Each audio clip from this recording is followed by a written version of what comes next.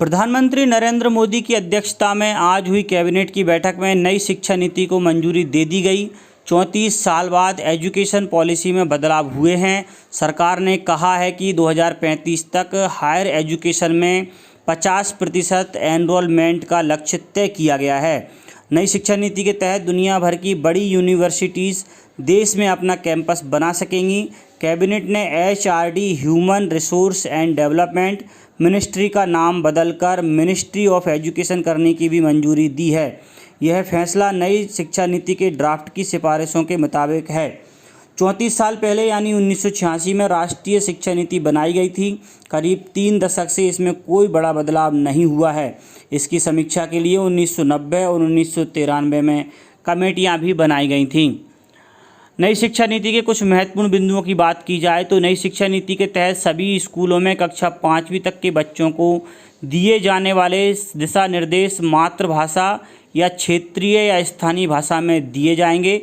हालांकि यह कक्षा 8वीं या इससे ऊपर तक के छात्रों के लिए भी लागू हो सकता है।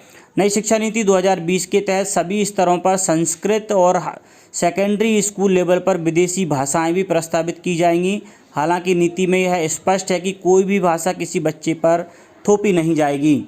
पिछले साल जून में इसी मुद्दे पर विवाद खड़ा हो गया था। दक्षिण के राज्यों ने इसे लेकर विरोध दर्ज करवाया था। उनका कहना था कि वहां के स्कूलों में बच्चों को हिंदी पढ़ने के लिए बाध्य नहीं किया जा सकता है।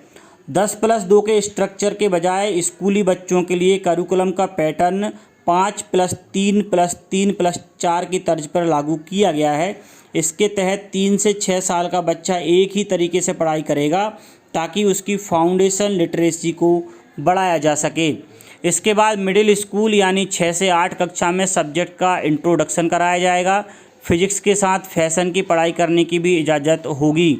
कक्षा 6 से ही बच्चों को कोडिंग सिखाई जाएगी। स्कूली शिक्षा में 6 से 9 वर्ष के जो बच्चे आमतौर पर 1 से 3 क्लास में होते हैं उनके लिए नेशनल मिशन शुरू किया जाएगा ताकि बच्चे बुनियादी शिक्षा को समझ सकें। नई शिक्षा नीति के तहत जो बच्चे शोध के क्षेत्र में जाना चाहते हैं उनके लिए भी 4 साल का डिग्री प्रोग्राम होगा। वहीं जो लोग नौकरी में जाना चाहते हैं उनके लिए 3 साल का डिग्री प्रोग्राम होगा। रिसर्च में जाने के इच्छुक विद्यार्थियों के लिए MPhil करने की बाध्यता नहीं होगी। वह 1 साल के MA के बाद 4 साल का डिग्री प्रोग्राम में जा सकेंगे।